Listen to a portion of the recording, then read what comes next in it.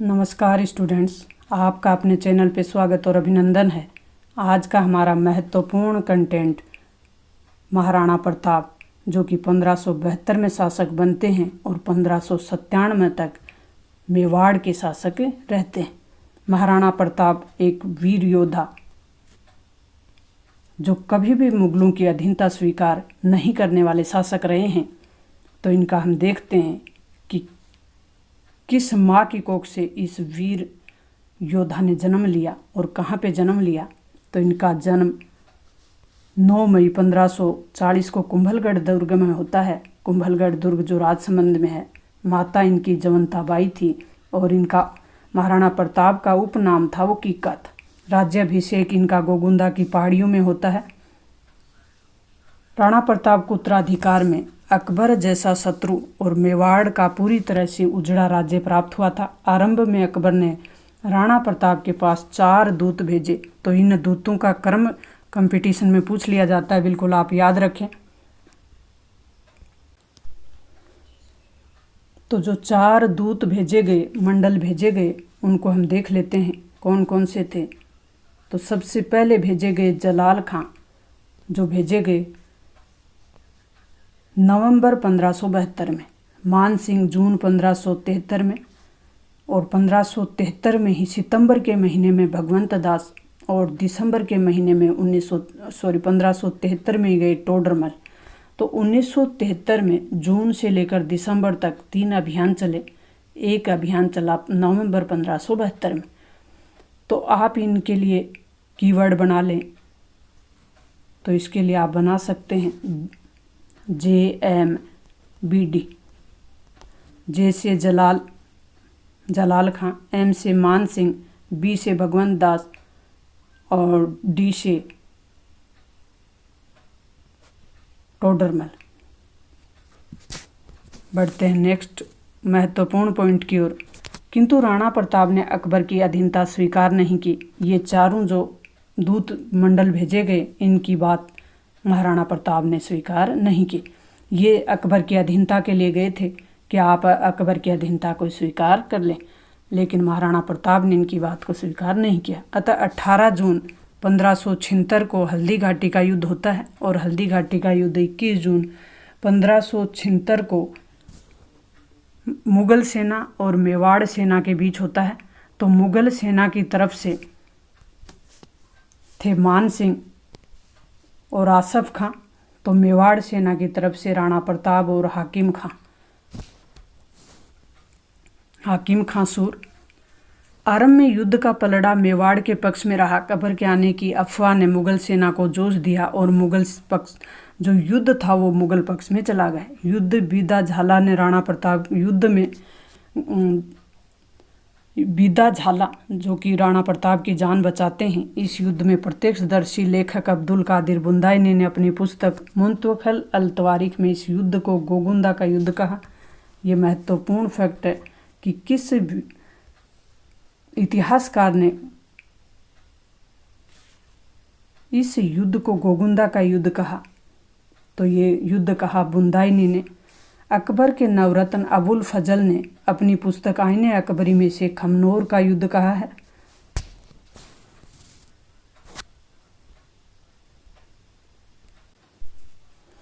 अभी युद्ध के दौरान राणा प्रताप के प्रिय घोड़े चेतक के पांव में चोट लग जाती है और हल्दी घाटी के समीप बलीचा गांव में चेतक की समाधि बना दी गई।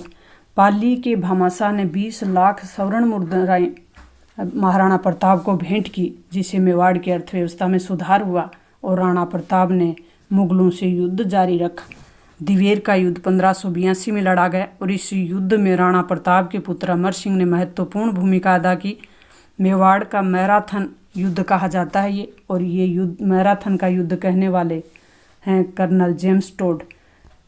चावंड को उस समय राजधानी बनाया गया, मेवाड़ की राजधानी चावंड को बनाया गया और 1597 में राणा प्रताप का देहांत हो जाता है और इनका अंतिम संस्कार बारडोली उदयपुर में किया जाता है। बारडोली में राणा प्रताप की समाधि स्थित है और यहाँ पर राणा प्रताप की 8 खंभों की भव्य छतरी बनी हुई है। नेक्स्ट शासक बने वो थे अमर सिंह, जो कि 1597 में महाराणा प्रताप की मृत्यु के बाद 1620 तक शासक रहते हैं। 15 फरवरी 1615 में मेवाड़ और मुगलों के बीच संधि हो जाती है। अमर सिंह और जहांगीर, मुगलों की तरफ से जहांगीर थे और मेवाड़ की तरफ से अमर सिंह। जहांगीर ने इस संधि पर मैगजीन दुर्ग अजमेर में हस्ताक्षर किए। 1615 में सर टॉमस से मैगजीन दुर्ग में जहांगीर का प्रथम बार मिलन हुआ था। विदेशी सर टॉमस थे। इस संधि में मेवाड़ मुगलों में अधीनता हो गई और 1620 में अमर सिंह का देहांत हो गया। अमर सिंह, जगत सिंह और राणा सिंह, ये क्रम रहता है शासकों का। नेक्स्ट जो शासक रहे 1652 से 1680 तक, और ये शासक थे राणा राज सिंह। राज सिंह का शासनकाल में कई महत्वपूर्ण काम करवाए गए।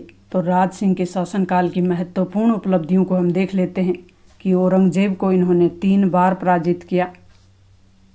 राणा राज सिंह ने 3 बार औरंगजेब को पराजित किया और मेवाड़ के शासकों में राणा राज सिंह ने मुगलों से प्रतिरोध की नीति अपनाई। उसने औरंगजेब को 3 युद्धों में पराजित किया और राजसमंद झील का निर्माण करवाया। उसका उत्तरी भाग नौ चौकी के नाम से विख्यात है।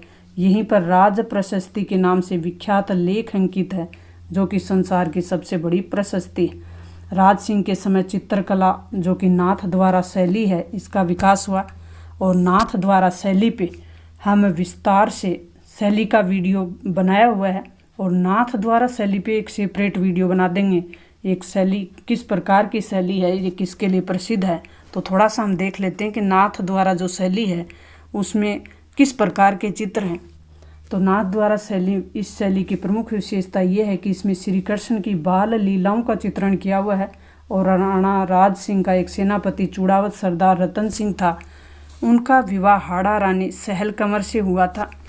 यानी हाड़ा रानी सहल कंवर, कई बार सहल कंवर का नाम पूछ लिया जाता है कि हाड़ा रानी का वास्तविक नाम क्या था और चूड़ावत किसके सेनापति थे। विवाह के कुछ समय बाद ही रतन सिंह को युद्ध के लिए जाना पड़ता है, तो चूड़ावत सरदार ने अपनी पत्नी से निशानी की मांग की। हाड़ा रानी ने अपना सिर काट कर दे दिया, तो छत्राणी जिसने सिर काट कर दे दिया हाड़ा रानी, जिनका वास्तविक नाम था सहल कंवर। 1680 में राज सिंह का देहांत हो गया और राणा राज सिंह ने नाथ द्वारा के सिहाड़ नामक स्थान पर श्री कृष्ण का मंदिर बनवा दिया। राज सिंह ने राजसमंद जिले के कांकरोली नामक स्थान पर द्वारिकाधीश मंदिर का निर्माण करवाया। राणा राज सिंह की मृत्यु के पश्चात इनका पुत्र जय सिंह मेवाड़ का शासक बनता है और उसने जयसमंद झील का निर्माण करवाया। 1734 में हुरडा सम्मेलन बुलाया जाता है भीलवाड़ा में। यानी 1734 में निश्चित हुआ कि भीलवाड़ा में हुरडा सम्मेलन होगा। भीलवाड़ा जो कि मेवाड़ का क्षेत्र है। उसका उद्देश्य था कि मराठों के विरुद्ध एक संघ बनाया जाए और हुरडा सम्मेलन की अध्यक्षता जगत सिंह ने की थी।